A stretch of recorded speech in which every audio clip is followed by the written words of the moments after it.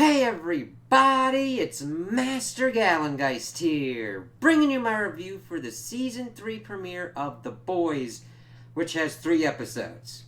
So, I am just going to do all 3 episodes at once here. Now, that's going to be a lot, and it really showcases Amazon's kind of craziness in trying to do a half-ass kind of thing of like kind of binge and then weekly releases.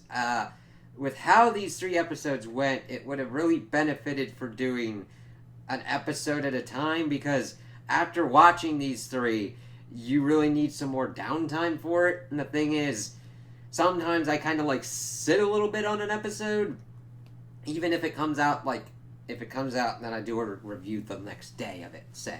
I kind of needed some kind of shit for it because of what was kind of going on in all these episodes. So, since I'm doing these together, and I pretty much, with the kind of software that I do, I kind of do a time limit of like an hour. This is going to be kind of more condensed, and I'm going to be calling out most of the kind of big name kind of stuff that's been going on in these episodes. And if I miss anything, feel free to comment in the comments below, because I do want to discuss a lot of shit that happened here. So, the 3 episodes that we got are Payback, The Only Man in the Sky, and Barbary Coast.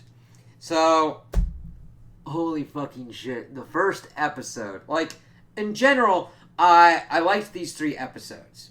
Now, granted, there were some things here and there that were kind of like, what in the actual fuck? Now, you look at me kind of funny when I go, what in the actual fuck was going on with certain things. But overall, I think this is at least tighter focused on showing the true descent of Homelander into complete and abject villainy, of just being a complete god-complexed motherfucking asshole. And the only reason I would really be watching this show is to see the eventual moment when he is toppled. Because fuck this guy. Holy fucking shit. The actor and the content that he gets really works very well in what they're able to execute on the complete antithesis of Superman.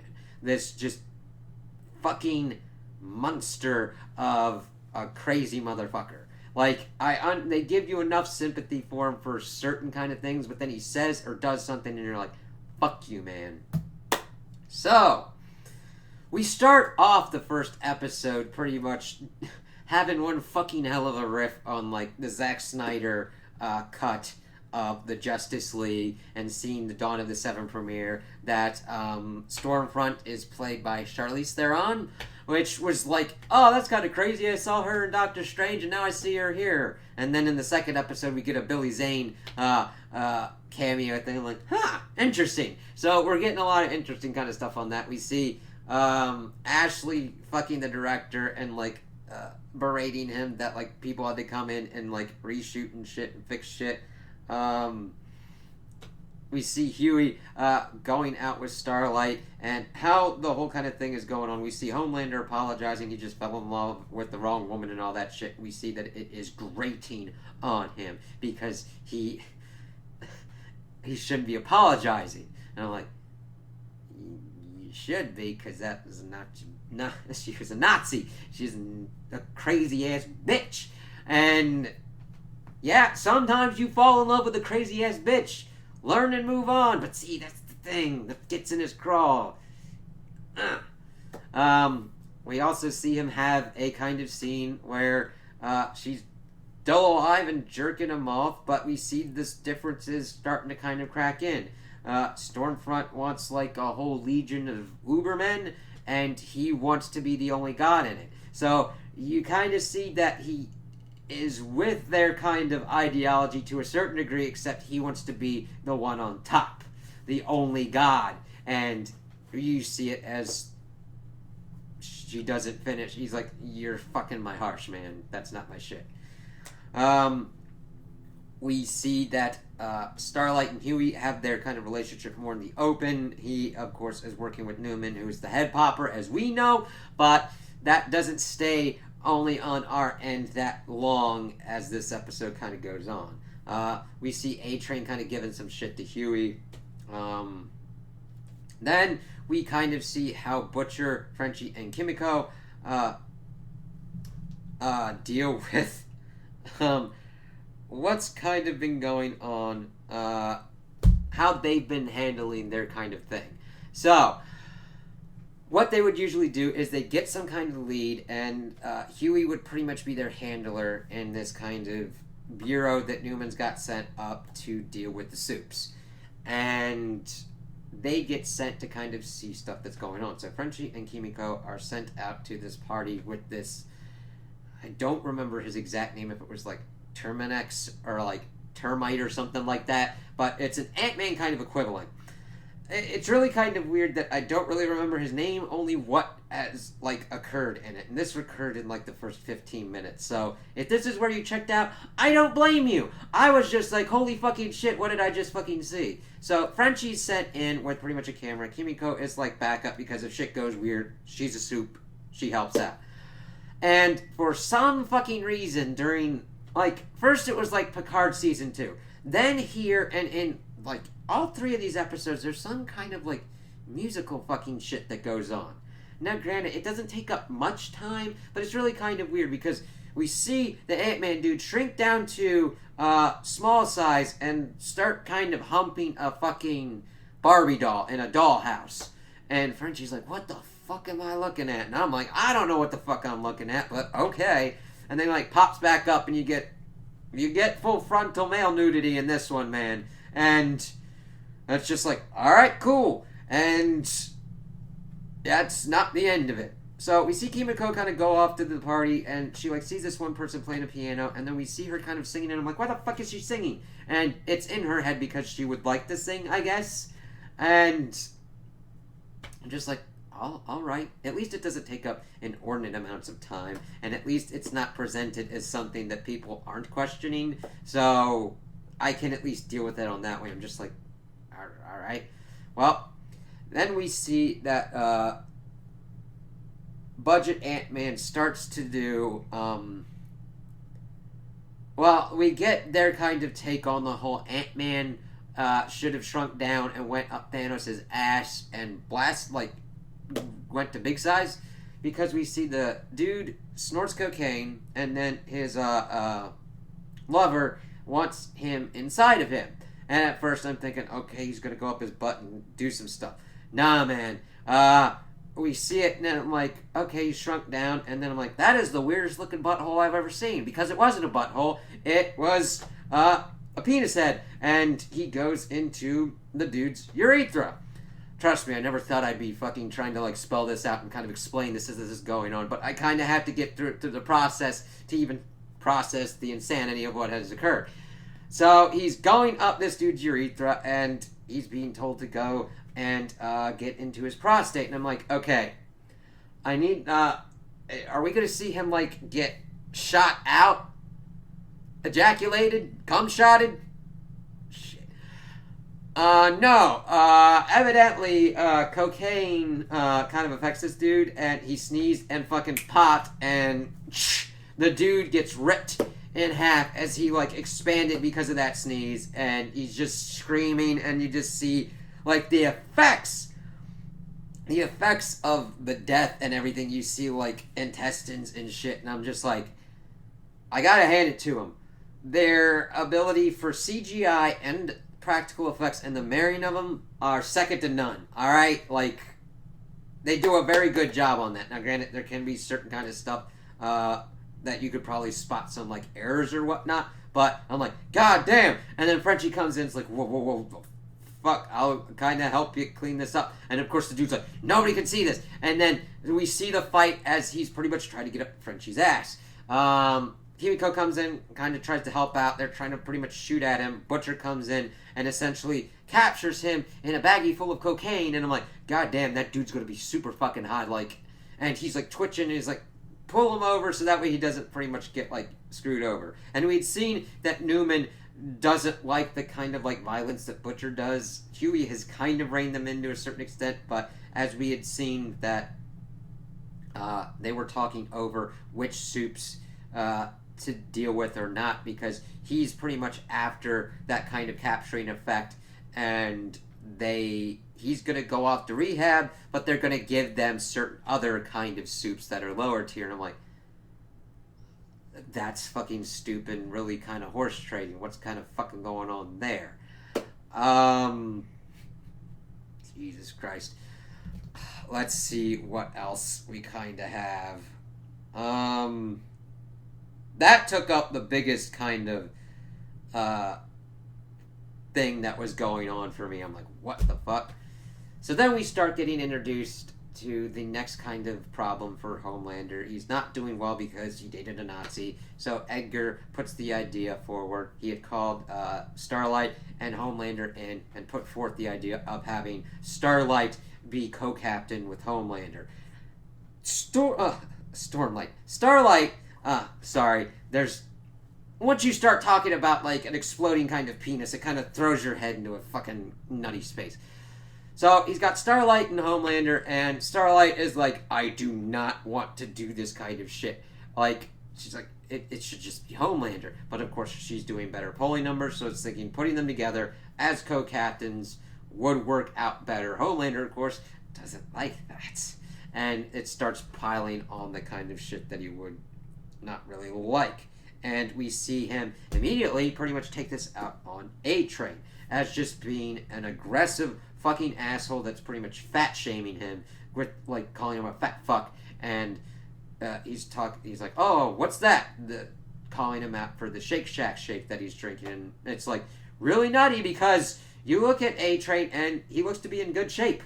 Now, granted, he's probably not using the super speed that he's got because his heart could fucking explode, but that's still, the V would have certain kind of effects on his metabolism and stuff, but he's just like, calling him out, being berating because he is the weaker target.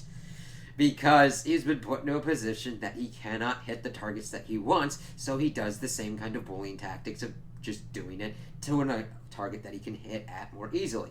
And A-Train says, fuck him, but then he comes and threatens him with laser eyes. It's like, this isn't good. And that's just the basic kind of shit that we start getting into with Homelander in the beginning of this. It's like, holy fucking shit. Well, we see that they are in the Flatiron building. That's the base of operations that Butcher has at the moment. And we see that Maeve has been pretty much feeding him intel. She pretty much wants them to look into Soldier Boy and also brings them vials of V24. And the thing is, we'd gotten to a scene where Edgar was pretty much trying to get Senator Singer to utilize soups in the military by giving them compound V24, which is still in R&D, but it gives a person soup powers for 24 hours. And it's pretty expensive. And, of course, Singer is running for the presidency and on the Democratic ticket.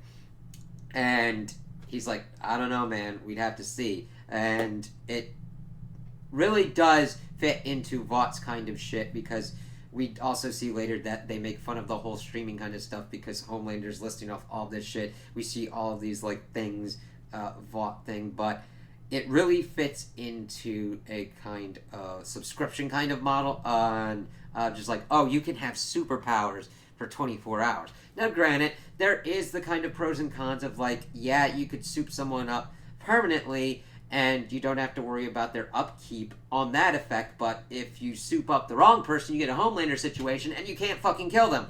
Whereas if you got the 24-hour one, if they're invulnerable, you just gotta fucking hope that you can wait out 24 hours before you fucking don't give them any more and just fucking either, like, take them out or fucking put them in a fucking hole for what they've done. So it kind of like, interesting. But that also gives our heroes a kind of chance to kind of utilize this kind of thing, similar to the comics. Because in the comics, they would more regularly dose themselves with V to be on a more level playing field on tackling soups as they take them out. So I do like this kind of change up and kind of adaptation. Now, granted, they are making other kind of changes, and I am interested to see what kind of works out, because that's more in the third episode. Alrighty here. So Queen Maeve thinks that it's best to look into Soldier Boy's kind of death, because it is shown that, it's propagandized that he died averting a nuclear disaster. However, that doesn't seem to be the case, and if he had actually been killed by some kind of weapon or other, he was pretty much like the Homelander before Homelander. Now, granted, this is a Captain America parody, and he is actually more kind of like an amped up version of Ultimate Captain America, and we see that as we learn, suits were utilized during World War II, but then were taken out of the military, and then in the 80s they were trying to like find it again to put suits in the military. That evidently didn't work out, and then of course we're back into our kind of present day in the Boys universe. They tried that and it didn't fucking work out either because of everything going on. So Vought has been trying to do this extensively. We also see that Edgar doesn't like dealing with the diva-ness of the superheroes and all the bullshit, and would rather just be like a pharmaceutical and defense kind of company, and is trying to like initiate that kind of phase in like the next 5 years. So we'll have to see how Edgar kind of works that out. Let's see here. So they decide to pretty much start looking into pretty much the kind of prominent members that are still alive from Payback. Payback was like the Proto Seven. That had Black Noir. It had Crimson Countess. Crimson Countess? Yes, Crimson Countess and Gunpowder. Gunpowder being Soldier Boy's kind of sidekick, kind of similar to Bucky. We see them more in the second episode. So that seems to be the kind of big things for the first episode. Mainly, we start seeing Huey is trying to figure out what's going on. We get this whole kind of thing that Starlight has to keep opening and doing certain things for him, which is just showing that he's got, like... That's just a subtle kind of thing that they do that we see kind of come to more fruition as the episodes kind of progress. Though, granted, there are certain things that's like you didn't need that kind of foreshadowing at all. So... we see that this dude is calling Victoria Newman Nadia. It's like, what the fuck's going on with that? His name's Tony. Comes to the work. Huey's like, what the fuck's going on? And he eventually is leaving work and sees that this dude is kind of following Newman at night, follows her, and he brings up what's going on at this Red River place. And wants to know if she's going to do something about it. And she's like, yeah, we'll get it all sorted out and everything, hugging him. But he starts bleeding, and then they start having a tussle, and she uses her head popping powers to pretty much pop his jaw and then completely pop his body. And that is where Huey learns that she's a soup, and she's the head popper, and he's fucking holy crazy, and he's like, fuck this stupid shit. And she's calls to have a cleanup crew, and it's like, oh shit. So that was a pretty big one. It's like, holy fucking crap. So we then shift to the second episode, and we start seeing all this other kind of where everybody else starts kind of coming into effect. We see that Mother's Milk was not very much prominent. He was pretty much trying to deal and do a party with his daughter Janice and his wife Monique and her kind of new boy dude who's really into like Homelander and superheroes and everything, but he's trying to make everything kind of work, and he's been out of that and everything. But then of course things start kind of pulling him back in, especially specifically with Soldier Boy, because we learned throughout these episodes that Soldier Boy was connected to the murder of his family, and that's what his father was pretty much trying to do and go through. And we see his compulsions get the better of him as he gets pulled back in. I really granted, I do not have it to the extreme that Mother's Milk does, but I could definitely empathize with him needing to kind of do that, him getting into his compulsions and like getting hyper focused on something. I've never gotten to the point where I forgot that I had something on the stove that we see. I think it was in this episode. Yes, because we start seeing like the ramifications of that kind of pop up as he's trying to do this and everything, and he starts losing it in front of his daughter, and he's sorry, but he's got the tics, he's got the bad thoughts and everything. He even talks with his ex-wife, and she's like, listen, you need to deal with this, because we learned that that wasn't the official kind of story.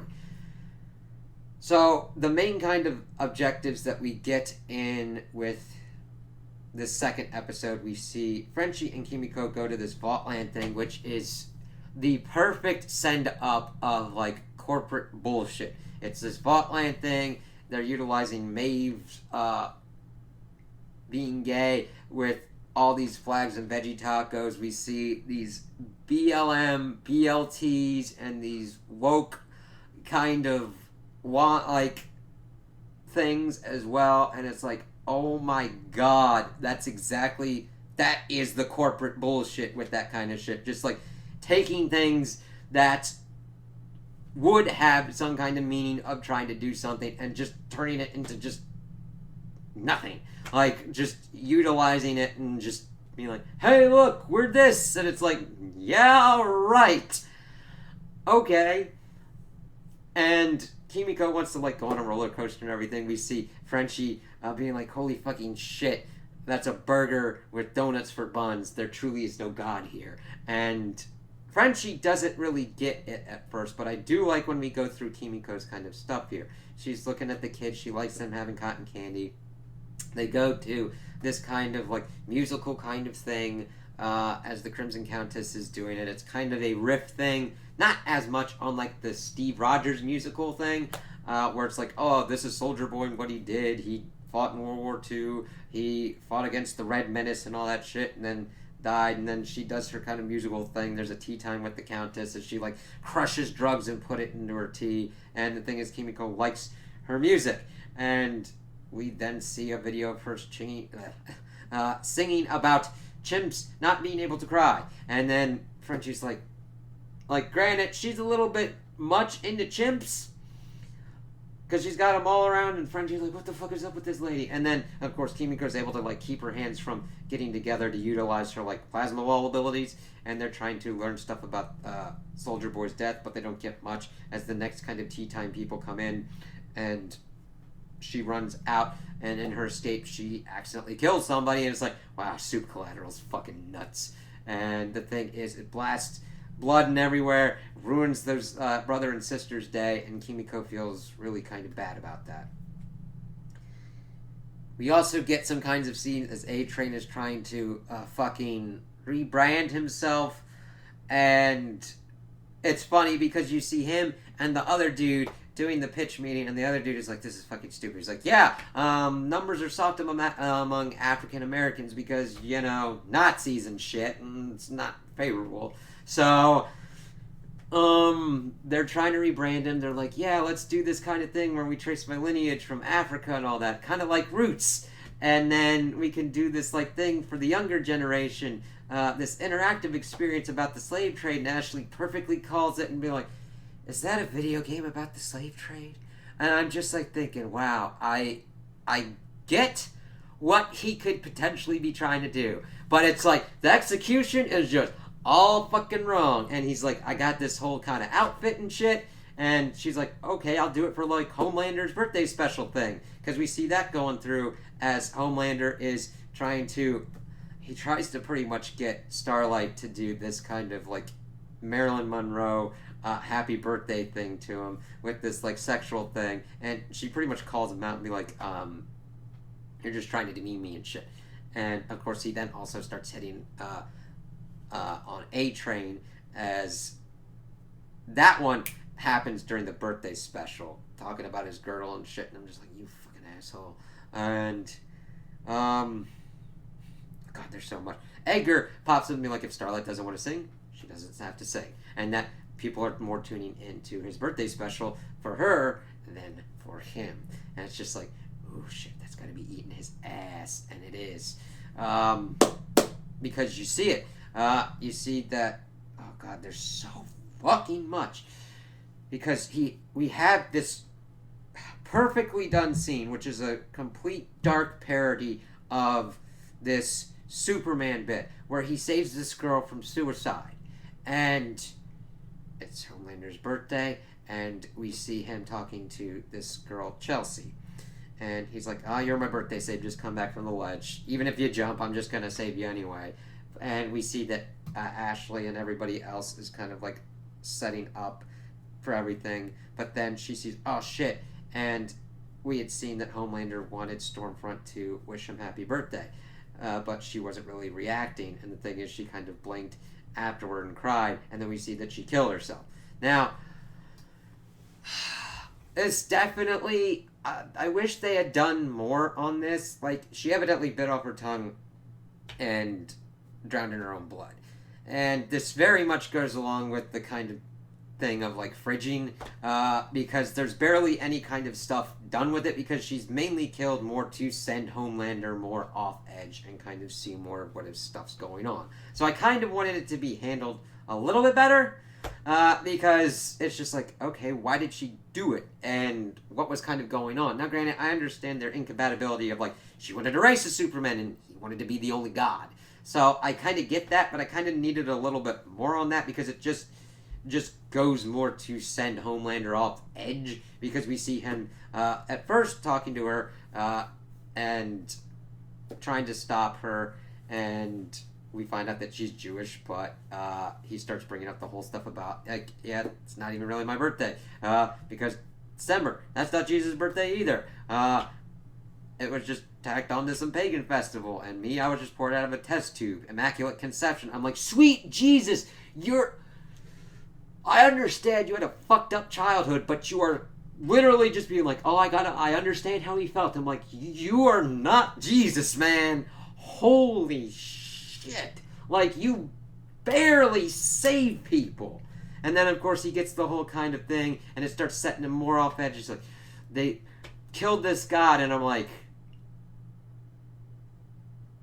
I want you to understand the contradiction there. If you're a god, you shouldn't really be able to be killed, can you? You know what I mean? And it almost goes back to, like, Arnold Schwarzenegger, if it bleeds, we can kill it, kind of shit, you know what I mean? And I'm just like, you still don't kind of get it. And he's lamenting people, going after them and everything like that, but that gets more at the end of the episode as well. And she's like, I don't want to, and he's like, go, fucking jump. And then he forces her to jump with his laser eyes, and she kills herself. Because she didn't want to get probably lasered in half. Like, that's a no-win scenario there. It's like, you fucking bastard. It really showcased the difference between him and Superman, and I'm just like, I need a portal for Superman to just come in and fucking stop this asshole. It's like, which hopefully we might be getting with Ryan, because we see certain bits throughout these episodes as well, as we see he visits Ryan in the beginning episode, just to see kind of what he's doing, give him this kind of Connect 4. He's like, I'm not liking math and all that kind of stuff, but running through with that. He's sleeping shittily. We see that, like, Homelander also visited him, and just to kind of see what was going on, I was like, yeah, we'll have to see how this works out, because definitely it'd be a scorched earth kind of shit between us. Holy shit, that was still a pretty good scene. And he was having trouble sleeping, and kind of snapped back at Ryan. He's like, hey, yeah, if you have trouble sleeping, just look at the video I made. It helps me when I'm having trouble sleeping as well. And the thing is, as someone who makes videos, and I don't really, like, go, hey, watch this video. I really got it with Ryan being like, hey, I made this video, and it kind of helps me when I sleep. And he's just, like, thinking about taking the V and everything like that, and he kind of snapped and was like, sorry, I'll take care of you, man. But the thing is, it then comes back in later, and it's actually a pretty good video, and Butcher should have seen it before, but I'm glad that he saw it then. Damn it, alright, so we got that. So let us go to Butcher's thing. He then goes after gunpowder. So we see him go through. He has the gun when he's going to the metal detector. He's like, all right, nice piece. Go on in. And it's this gun show, and it's like, holy fucking shit. And the thing is, it's really kind of interesting, because in this world, there are people with superpowers that guns aren't going to help you with. And yet Vought is still in the business of doing this stuff with guns, because you see gunpowder pretty much extolling the usual kind of bullshit on that kind of stuff of, like, if this dude is elected president, which is kind of interesting, because Vought would probably want him as president to do the whole kind of Compound V thing, with the V-24. That they take the guns and everything like that and do all this stupid kind of bullshit. And Butcher's like, what the fuck is going on? And I'm just thinking, if Homelander decided to kind of like eat you, and I'm just like, if he decided to kill you, that gun ain't fucking helping. Like, you better figure out some other kind of thing to kind of stop him because, whoo, Nelly. And if you have any more of that stuff going on, whew, it was just interesting to have that kind of juxtaposition. But we see that Butcher got some of the intel from Mother's Milk, and he utilizes it. He goes in, says he's like the biggest fan and everything, and then says, "Oh, weren't you kind of pretty much forced to like slob Soldier Boy's knob and all that kind of shit?" He's like, "No, that wasn't what that was." It's like, "Oh, I've got this whole thing that he abused you and everything." It's like, that wasn't what it was. Fuck off. And then, of course, he leaves. Butcher tries to leave, but then Gunpowder's utilizing his suit powers to shoot bullets off of places, which kind of works but kind of doesn't. I'm just thinking conservation of like energy and shit, momentum and kinetic energy. It still was cool. I'm just thinking this could be a little bit. You need a little bit more with that kind of thing. But he pretty much hits Butcher pretty well, and then he kind of slinks off. And he's like, "Damn it, I should just be listening to Huey." Well, that's going on. Shit. Huey and Starlight decide to go and investigate this Red River thing. However, she's going off to she's doing the whole kind of rehearsal kind of thing. So I know I'm kind of going into kind of weird fucking order here, but I'm trying to hit the most salient kind of points. Huey is disgusted that he can't really do much and that he's been a soup sidekick and it's really knacking him. He like smashes a mustard jar and gets cut because he couldn't open it, and he decides to go and do something himself. And we also get this whole thing of they are doing a hero kind of selection process, and since she's a co-captain, she's picking like two people, Supersonic and Silver Kincaid, but Homelander is not going to let that go. So let's hit Huey's stuff first. Huey decides to go to Red River and finds out that it is pretty much a group home for the super abled. And he's like, holy fucking shit. And this person kind of figures out that he's Starlight's girlfriend because one of the kids that can teleport pointed him out on the TV, and he pretty much comes up with the thing that he's sterile. Him and Starlight wants kids, and they kind of want to look into stuff themselves. And she takes him in, tries to like show him all this kind of stuff. We get this freaking lines of like, oh yeah, South Asians or whatnot are the kind of hot commodity right now. I'm like, Jesus Christ, these are kids, man. Fuck me. And it's not like I'm gonna, oh, it's a designer baby, because it's just the bread that's cool, man. I'm like, what the fuck? They're kids. Oh, my Lord. And that's not even getting into the deep shit. We'll get there. Hold on. Well, he's able to copy the files over, sees stuff with Nadia that she's pretty much head popping and shit, and has been pretty much like taken into ward custody with Edgar. So it's all rigged. Everything they've been doing has pretty much just been within Vought's kind of wheelhouse. We see Edgar talking with Victoria about what happened and kind of making her feel better. It's like it was cleaned up. Nobody knows what was kind of going on. We're good. We will get back to Butcher. So, we then see that Homelander has decided to do a kind of crazy twist on the hero thing and instead have the Deep come back in. Because we had seen that Homelander had been kind of like, saw him on this talk show where he still had to keep like apologizing and shit. That was like in episode 1. And he's like, ah, shit, I don't know why I'm before you. I'm sorry. And we see that he wants the Deep to rejoin the Seven on the thing. And the Deep's, I have to hand it to the Deep. Because the actor sells the shit out of this motherfucking shit. Alright? He is a complete horrible character. He comes in like, oh yeah, I wanted to like get this to you. It's this 24 karat dolphin with conflict-free diamonds because the first person you have to forgive is yourself. And Starlight pretty much brings us like, I am not going to have a daily reminder from the man who mouth raped me. And I'm like, yeah. And the thing is, Homelander's like, yeah, let's do. And she pretty much pulls up the Deep and his fucking wife, who says, "Hey, we're gonna be like sisters," is like, no. His wife fucking sucks, by the way, and fuck her. So they pretty much leave. She pretty much brings up the Flight 37 video. Homelander's like, go ahead, do it. I'll fucking take out White House, Pentagon, infrastructure. Then I'll destroy your town. I'll destroy Maeve's town. Because if I can't be loved, I'll be feared. That's okie day with me. And the thing is, we also get Starlight trying to warn Supersonic, who they had a history from joining the Seven. And the thing is, he decides to still be with this, still go through with it, because he doesn't want to leave Annie by herself with this kind of situation. And she is like, oh fuck, oh fuck, oh fuck, oh fuck. This is not good, bringing that kind of up.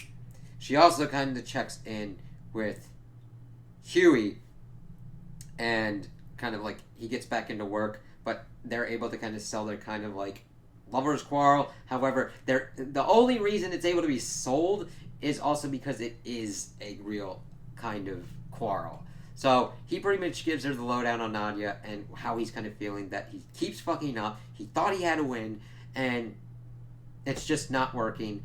And she's like, no, don't do that to yourself, all right? How could you have known this? And it was like, also, I might have sewn this up to an adopted child. And then the look that she gives, priceless. All right.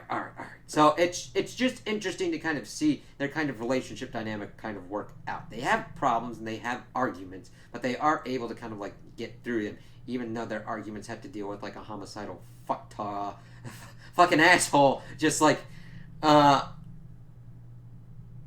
fucking asshole, just invincible asshole. So Butcher's calling Huey to kind of be like, hey, listen, you're right. He watched Ryan's video, which is pretty much a recording of his mother just talking to him and telling him that sorry she's late and all that kind of stuff, and he really likes it. And he was like, nope, it's all rigged. We got to do it your way. And then he immediately pretty much shoots up with Compound V24, goes and tries to get more information out of Gunpowder. Gunpowder shoots him. It's like, shit. And we see that he pretty much has abilities similar to Homelander. Impervious to bullets, super strength, and then he even has heat vision, as we see. He starts beating the crap out of him, and he's like, whoa, listen. All right, I'll tell you. Nicaragua, Payback, and the CIA were working. That's it. That's where Soldier Boy disappeared. I don't know where he was. I don't know if he got killed. That's all I know. It's like, who was the caseworker with the CIA? Grace Mallory. It's like, oh shit. And then he laser eyes. He then pretty much gets in his head to kill him, and he does. It's like, he already gave you the information. Unless you got something on him doing like horrible fucked up things. Well, we've learned that he has done horrible fucked up things. Killing him like this sucked, and he like blasts him, and then we see him dealing with the repercussions. And that's where that ends. So we're like, okay, we gotta fucking talk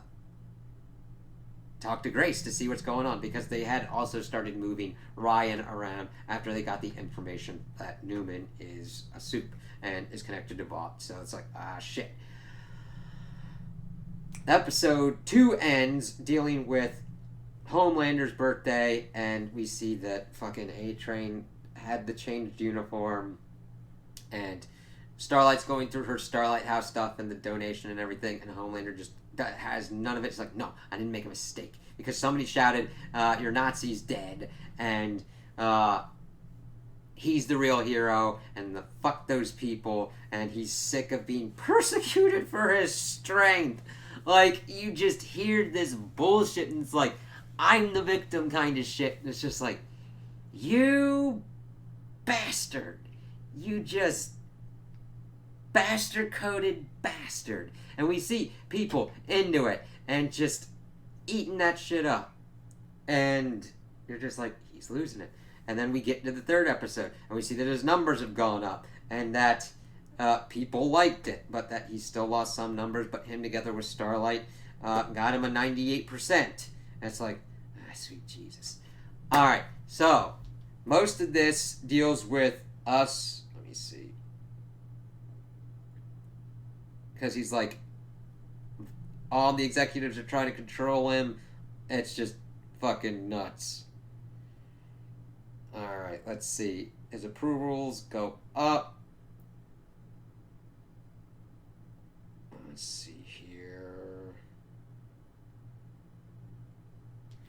Let's go with the kind of smaller stuff. First, A-Train pretty much reconnects with his brother, and they kind of bring him into... pretty much his family is like... nephews or whatnot pretty much call him out that, like, yeah, this suit doesn't work, and that is ridiculous. And then his brother tries to, like, okay, why don't you try and do something to help the cause, because we see this one suit pretty much killed this dude who had no connection to what was kind of going on. He just curb stomped this dude so hard that the sidewalk cracked. It's like, you did super collateral, that's... and A-Train, his idea of helping the person out was like what he would do to cover up super collateral damage that he's had. Like, now granted, this was more targeted than, like, it's not like he actively went to take out Huey's girlfriend. And like, just like the shrinking dude didn't actively want to rip his lover in half. But his idea of that is that he's in that super club and he protects the super people. And it's like, it'll be interesting to see how that kind of works out and shakes out. Most of this deals with Homelander's kind of fallout and all that stuff going on there, and getting information on what happened in Nicaragua. Alright, how do we want to do this? So, Huey's back, Marvin's back, because he got the okay from his ex-wife. So they're kind of working together in the Flatiron. He does his kind of OCD stuff, and Frenchie's like, whatever. And they decide to go see what's going on with Mallory. Frenchie has a thing that he has to take care of, and he goes off because he got a call. This is the kind of weakest aspect, however, it is the most plot demands because we get to the end and we see how it kind of connects up. I kind of wish it had been done better of just like, hey, we need to get to this place. Frenchie, you got some connections there, can we just hook them up? Rather than having his ex-girlfriend pretty much say that she had like a botched kind of thing where somebody stole all this stuff from her. So Frenchie just gives her some passports, leaves her, and she wants him to come with her, but she's like, no, and it's this little Nina chick. Frenchie's then kind of walking back from there. He gets pulled in by little Nina, and we find out that he used to work for her, pretty much killing people and all that kind of shit, and that they used to have a relationship, and they'd have like a safe word or whatnot, and that she wants the woman and that to think about her offer. And he kind of leaves. That's because she's Russian, and they're going to need to get to Russia. Let's see. I can save the shit for the end and connect the rest of it. Let's do that. We see that the Deep is okay with what's going on and makes love to his wife while watching this octopus and getting off more on the octopus. Homelander pretty much calls in to do this shit and just be a complete utter asshole. He serves seafood to the Deep, and we see everybody eating this stuff. He starts comparing himself to Martin Luther King Jr. The arrogance and ego on this fucker is just... And then he forces the Deep to eat his octopus friend Timothy while his wife texts him to eat the fucking octopus. And Homelander's like, eat fucking Timothy. And he does. And it's just... It sucks. It just keeps going to show more of the insanity that this asshole does. So, we then see... let's move on to the main kind of action. We get to Butcher going there with Marvin. He relates that his family was killed by Soldier Boy and that he wants to get to the bottom of this. So we get in, they pretty much call Mallory on it. We understand that in 84 there's an operation in Nicaragua. This ties into the Iran-Contra affair, which is very interesting that they were able to kind of do it this way because it works out pretty well. I'm like, okay, so the Contras had cocaine. They were pretty much going to sell that in the U.S. to get money for arms to fight the Russian-led forces of. Let's see here.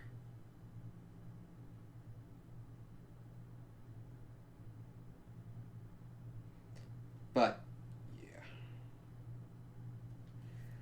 and they just put in like payback at one random point just to see Soups in the military. And of course, it also brought up the other thing where the cocaine was sold in minority neighborhoods to like destabilize them and demoralize them. It's like, holy fucking shit. Ugh, it's nuts. But we had seen. Then we pretty much do a good chunk of the flashback where we see young Mallory, which works out pretty well, and young Edgar as well. Both of them work out very well. We see this is our first look at Jensen Ackles as Soldier Boy. And we see, of course, the blasting music. We see this asshole flying around. We see Black Noir there. He's about to like fire off this thing, but Mallory's like, don't do that because that's where our ammo dump is and you'll blow up the fucking camp. And he's like, what are you doing here, pretty case lady? And she's like, you need to shut the fuck up. So she pretty much has it in with Edgar, and he's like, we're going to see how this works, and get your men to pretty much get water for our tents. So at about that, we're seeing everything go on. We see, of course, Soldier Boy try his lines and completely fail, and even his comeback towards her is just like, oh, if you smile more, whatnot, you get a man instead of being Captain Lesbo here. And it just hits. It's just like, damn, he really is like Homelander. He just has no comeback. He thinks that he's the greatest thing ever, and he's still supposed to be together with Crimson Countess. It's like, God, fuck this. And then everything starts going to shit, and that's where it kind of stops because Butcher's like, hold that thought, and he starts getting sick from the Compound V. Throwing up and everything. Seeing some of his eyes kind of flaring for like the lasers, but trying to keep it under control. Ryan's trying to see if he's okay. He comes out, it's like, hey, you want a cracker or whatnot? I was like, yeah, your mom used to do these drier than a nun's. You're going to say vagina. But then Ryan's able to kind of see, it's like, wow, your heart is racing, your blood smells funny. It's like, yeah, you can't get that through with that. And we also got some nice kind of interaction with Ryan and Kimiko as they both lament having their powers, both of them thinking of them as curses.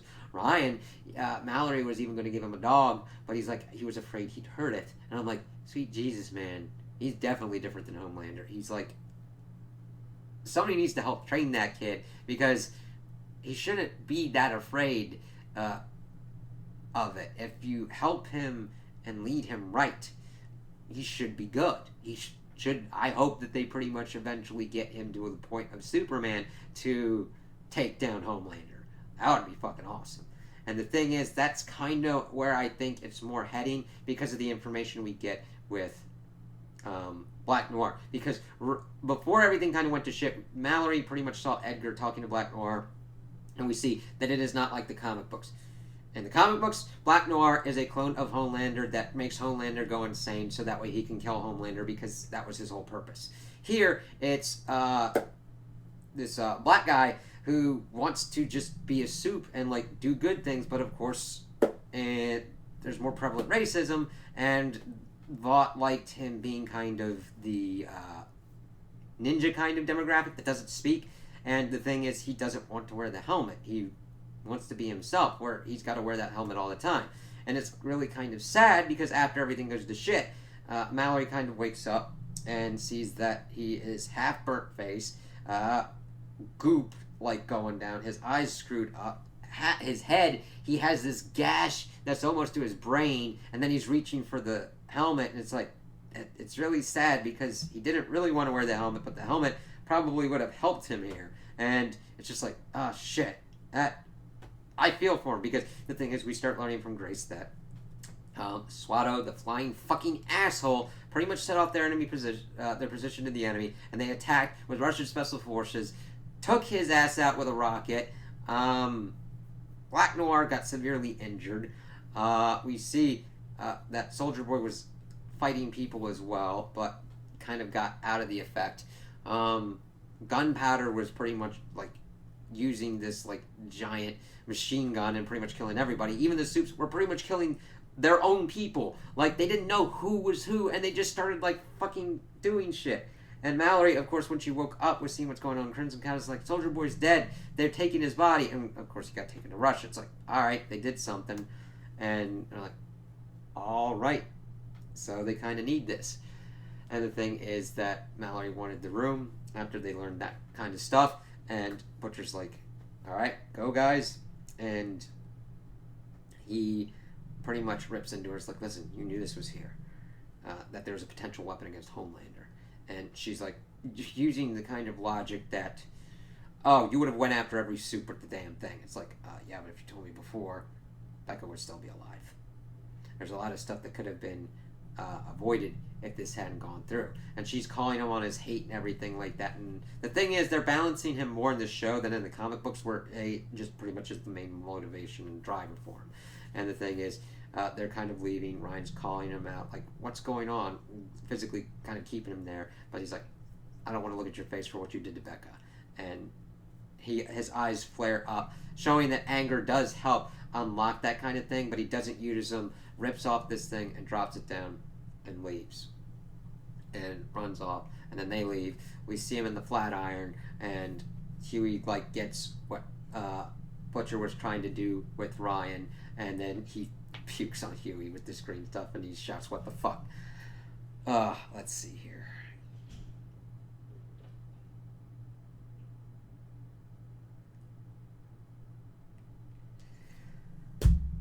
I think that's most of it. End of the third episode deals with the whole kind of bit that they are doing rehearsals and bringing in the Deep, and God, how the Deep is like brought back in. It's like, oh shit. And then Homelander tells the Deep to stay away from Starlight, even though it was her idea to bring him back on. And it's like, me and Starlight are together, #Homelight. And the thing is, in the beginning of the episode, we had seen her at a beauty pageant doing this routine to Britney Spears song, and the main thing was to showcase that, like, getting through all this stupid kind of shit, she would like clench her fist, because Huey gets a call from her because she's like, shit, he's gone off the fucking rocker, and he's like, listen, you gotta stay in there because we gotta get this weapon, and I don't know how long it'll take. And it sucks, and I think it sucks that she'd be put in that kind of situation, but sometimes tactically you have to be in a shit ass situation to deal with it, and I really fucking hate that shit. Like, I feel for Starlight on that. And then he's just be like, oh, me and Starlight are together, #Homelight, because they are such a high rating. And she's just like, oh god. And she just takes it even further because they do another one from the top, and she kisses him and all that, as we then see her fist on the back, and it's like, oh Jesus Christ, this man's gonna do horrible shit. He's just fucking doesn't care anymore. He's said he's finally gonna do some stuff that he's wanted to do for a long time, and it's gonna be nuts to see what he does and how they're gonna stop him. If they stop him, that's the thing, man. He is a great villain, okay? Like, I hate him as a character because of the shit he does, but he is an effective antagonistic force to what you have to do. But the thing is, there has to come a point where they build him up to that apex, and then they're able to do something about him. I hope so. Because the comics are kind of like more nihilistic on the whole kind of superhero things and hate superheroes. So it's like, it doesn't really have that kind of, it's more of a everybody's shit and everybody sucks kind of deal. And I hope they don't go that complete route. I'd rather have a kind of change-up adaptation. Whereas if they stick that way, fine, cool. As long as it's executed well. I just really won't like it subjectively. So that was a lot. I'm glad it's going to be week to week so I can do deeper dives on certain things. I know I've missed some shit. I tried to cover as much ground as possible, even though it seemed to be more of a scatter shot, because when you watch all three of these, bleed over takes into effect, and you're like, this is the chain of events that I've known so far. But there was a lot that I liked, some things I understand what they needed, like the whole kind of Frenchie to get to little Nina, because Butcher's like, hey, little Nina, let's get in contact with her because we got to get to Russia. It's like, all right, we could have just done that without doing the whole kind of other scene. I know you're trying to do a better way to kind of connect it, but sometimes you don't need to do that much connecting to kind of do it, because you're then spending time on useless shit when you could have just been like, hey, Frenchie, didn't you work for some Russian broad? Yeah? Think she could get us into Russia so that way we could find something about a dead soup that could potentially lead us to, like, killing Homelander? Sure! Okay. That would work. So, we'll kind of see what insanity and shenanigans will go on and what new level of depravity that Homelander will get to next. So those are my opinions on the episodes. Tell me what you guys think in the comments below. If you liked them, if you didn't like them, if you agree with me, if you disagree with me. Also like and subscribe, and I hope you have a good day.